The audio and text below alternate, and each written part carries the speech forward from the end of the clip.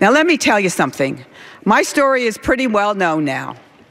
But I was pregnant, I was miscarrying, I was bleeding. If I had to go from one hospital to the next, trying to find one emergency room that would take me in, who knows if I would even be here today. Congresswoman Jackie Speier of California, speaking in 2011, telling her own personal story of having a terrible miscarriage. She's telling that story during a congressional debate over one of the dozens of anti-abortion bills put forward by Republicans that year. And over these past few years, as Republican legislators, not just in Washington, but around the country, as they have pursued a record number of rollbacks to abortion rights, as Republicans have become super aggressive on anti-abortion and even anti-contraception legislation over these past 3 years.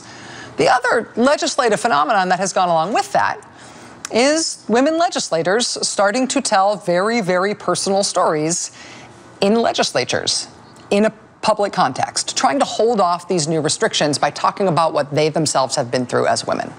Lawmakers taking the kind of risk that Congresswoman Jackie Speier took in Congress. More often, though, it's happening in the states. In January of this year, a Republican state legislator in Wyoming told her story in the legislature about her experience of having had an abortion.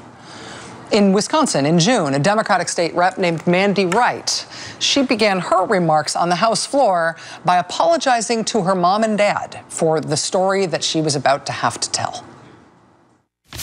I was 8 years old, visiting the family farm, and my cousin raped me repeatedly, several times. The only reason it stopped is because my father found us. My parents protected me, and they made good decisions on my behalf. And I am a whole person because of the love and care of my parents and my faith community and the counseling that I was able to receive individually and with my family. And that should have been kept private. But because of this bill, I need to tell this story. Because of this bill, which in Wisconsin there was a mandatory ultrasound bill. Because of this bill, I need to tell this story. This is a new phenomenon in our politics. In state after state, and sometimes in Congress, women lawmakers deciding to tell these incredibly personal stories. And you can tell they do not want to be telling these stories, but they say they feel compelled to do this because of Republicans pushing so hard against reproductive rights now, both in Washington, D.C. and in the states. Well, yesterday in Michigan, Republican legislators passed a bill that makes it so that your normal private health insurance cannot cover your abortion. Instead, you have to buy separate insurance just for abortion coverage ahead of time, as if people ever plan on having an abortion and so they buy abortion insurance. Abortion insurance, it should be noted, does not exist. It's required now by what Michigan just passed if you want to have your abortion covered by insurance, but insurance companies don't offer those kinds of policies. If those policies did exist, by their nature, you couldn't buy them once you were already pregnant, right? So the Republican idea here is that women should not be allowed to have their reproductive health care covered like other health care. Women should have to pay, specially in advance, by planning ahead for unplanned pregnancy, including planning ahead for the possibility that you might get pregnant through rape. Even a woman who wants an abortion because she has been raped, Michigan Republicans say it should be illegal for the rape victim's insurance to cover an abortion. She has to pay cash. Which is why, in Michigan, opponents of this new law are calling this the rape insurance law. It was a point made yesterday by the Democratic leader in the Michigan Senate, Gretchen Whitmer. I think the fact that rape insurance is even being discussed by this body is repulsive. And for those of you who want to act aghast that I'd use a term like rape insurance to describe the proposal here in front of us, you should be even more offended that it's absolutely accurate description of what this proposal requires. This tells women that were raped and became pregnant that they should have thought ahead and bought special insurance for it.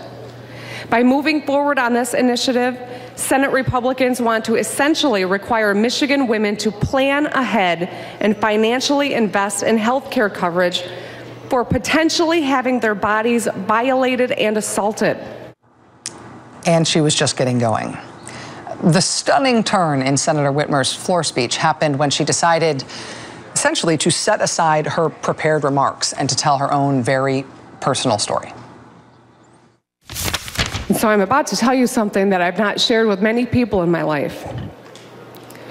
But over 20 years ago, I was a victim of rape. And thank God it didn't result in a pregnancy. Because I can't imagine going through what I went through and then having to consider what to do about an unwanted pregnancy from an attacker. And as a mother with 2 girls, the thought that they would ever go through something like I did keeps me up at night. I thought this was all behind me. You know how tough I can be. The thought and the memory of that still haunts me. If this were law then, and I had become pregnant, I would not be able to have coverage because of this. How extreme does this measure need to be? I'm not the only woman in our state that has faced that horrible circumstance. I am not enjoying talking about it. It's something I've hidden for a long time. But I think you need to see the face of the women that you are impacting by this vote today. I think you need to think of the girls that we're raising and what kind of a state we want to be where you would put your approval on something this extreme. After she gave that remarkable speech yesterday in the Michigan Senate, Senator Gretchen Whitmer says she called her father right away because she had never told him that story before she said it last night on the Senate floor, and she wanted him to hear it from her. Joining us now for the interview is Gretchen Whitmer, Michigan State Senator. She's the leader of the Minority Democratic Caucus in the state Senate. Senator Whitmer, thank you so much for being with us tonight. I really appreciate it. Thank you for having me, Rachel. I'm a huge fan. I'm glad to be with you. Oh, thank you. Well, I have to ask you about that decision to tell the story. I mean, watching your speech, it seems like it probably was not in your prepared remarks and that you were speaking from the heart. Is it just that you felt moved to do it? Well, I tell you, I've spent the better part of my life trying not to talk about that and not think about it. But it became very clear that the Republicans were not listening to any women in our state. They didn't hold a hearing where women could testify. They didn't pay attention to any of the editorials, which were all against this extreme petition language. And I was trying to encourage one of my male colleagues to tell the sad story about a DNC that his wife recently had to have to end a planned wanted pregnancy because there was a physical malformation of the fetus. I wanted him to tell his story, and I thought, if I'm not brave enough to tell mine, how can I ask him to tell his? And so I made the decision as I was standing at the microphone, and it was very difficult, but I'm glad I did. The response from women across the state and across the country, frankly, has been amazing. After you made that speech, obviously the vote went down on almost party line votes, and the measure that you were arguing so passionately against did pass. It is slated to become law in March. I wonder, even with that vote, if you've also had support or expressions of sympathy and solidarity from members of the Senate, the people you serve alongside, despite the differences in how you voted. I have. I had a number of Republican staff, female staffers come up and share their stories with me. I had a few of my colleagues from the other side of the aisle who were stunned and regretted that they didn't have the temerity to stand up and cast a no vote. And most importantly, the resounding feedback from Republicans, Democrats, independents, men, women, all across the state who are just floored by what the Senate and the House did yesterday, and that this is going to become law based on a petition signed only by 4% of people in our state. So we're gearing up for another fight in this battle, and it's the Republican war on women, but I I believe that people are motivated, and we are going to do everything we can to repeal this repugnant law. Yeah, you alluded there to this sort of strange way that this is going to become law. I'll probably say this wrong, but as I understand it, this was proposed through normal legislative channels by Republican legislators. Governor Snyder vetoed it, saying that he thought that it was a bad idea and an unconscionable intrusion into the private contracts that people make with their insurance companies, among other things. Then it was put on the ballot. A petition was formed so that it went back to the legislature. When Republican legislators voted for it last night, that means that it becomes law without the governor ever signing it again. It's a strange way that things become law. Does that mean that another petition effort, another populist effort across the state could repeal it, could get rid of the law? We could. You know, it's a terrible loophole in the law, and Right to Life sidestepped the second Republican governor to veto this, by the way.